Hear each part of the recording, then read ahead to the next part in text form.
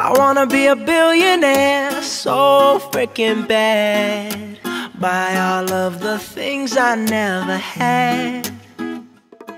Welcome to New Generation TV, and I'm your host, Lewis Armstead. And this is the first installment of my video campaign, Empowering Today's Youth to Become Tomorrow's Leaders. And on the second day of my Junior National Leadership Conference in Washington, D.C., we will be discussing the Voices of Freedom and going to some of the nation's greatest memorials, such as the Vietnam Veterans Memorial. And as a result of that, today, here, we're interviewing Mr. Quarles, and this is where we are right now. We're here in his office.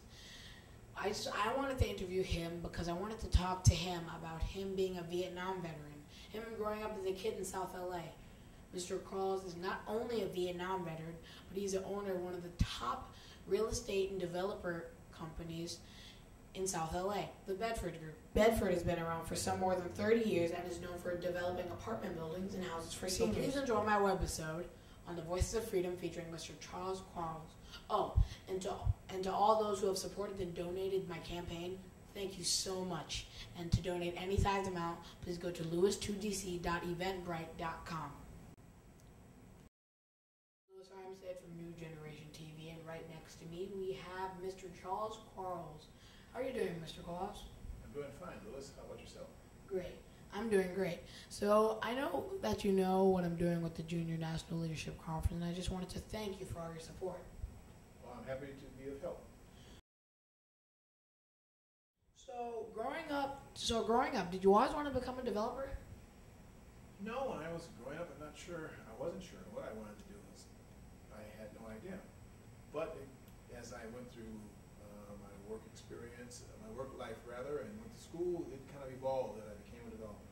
Right. So you're an LA native. Where exactly did you grow up? I grew up in South LA. Great. So where did you go to high school? I went to Thomas Jefferson High School. Did you have any favorite subjects or favorite teachers? Well, I don't know that I had a favorite teacher. My favorite subject was mathematics. I was pretty good in math, so I tended to gravitate toward courses that involved math. So why did you go to Army High School and not college? Well, I didn't really go to Army after high school. I went into college after high school, but then I got drafted. And so as a result of the draft, I was admitted to the Army. Great. So what did you do in the Army? Did you have a certain job? I did. I was a medic. I worked with a MASH unit. So did you need to take any special courses or classes to become a medic? Yes. There was a year-long course that the Army put you through in order to become a medic. So what was Vietnam like? Were you ever scared or worried? There were moments when, yes, I was frightened at times. What were the main lessons that you would take from coming back from Vietnam?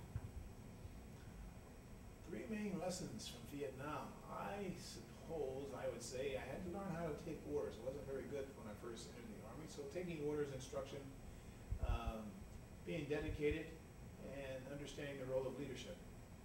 So what did you do after the Army? Did you ever go to college? I went back to college, yes.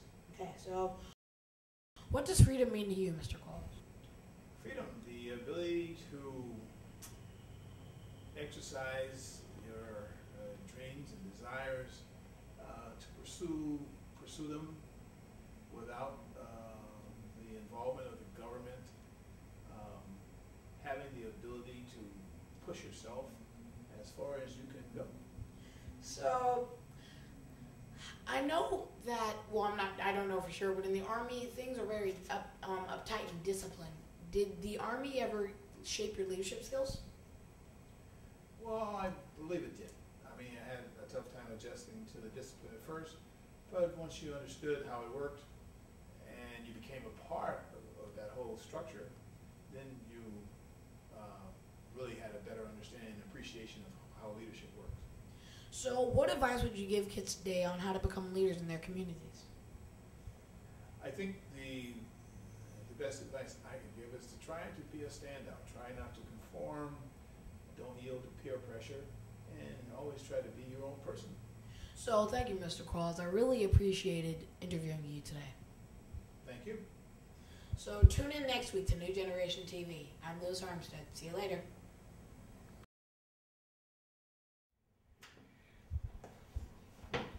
episode on the Voices of Freedom. Okay, I'm sorry. Let me go back over. No, you're. Welcome to New Generation TV, and I'm your host, Louis Armstead. Oh, sorry. He also has one of the top 5 real estate and developer companies called the Bedford Group. Welcome to New Generation TV. I'm your host, Louis Armstead, and this is the second installment of my video camp. Second, I said first. Welcome to New Generation TV. Fine, Louis, how are you? Very good. So, I just know that you know what I'm doing with the Junior National Leadership Conference. I wanted to thank you for all your support. You're welcome. I'm glad to be here. Glad to help out. So, growing up in South LA, how did that work for you? Oh, you're an LA native. Where did you grow up? I grew up here in LA, South LA. Wait. And that's why I'm interviewing Mr. Charles Quarles. Quarles, president of the Bedford Group. Thank you for watching New Generation TV and for supporting Louis Armstead in his quest to become America's new leader. I wanna be a billionaire so freaking bad. Buy all of the things I never had. I wanna be on the cover of Forbes magazine, smiling next to Oprah and the Queen. Oh, every time I close my eyes, I see my name.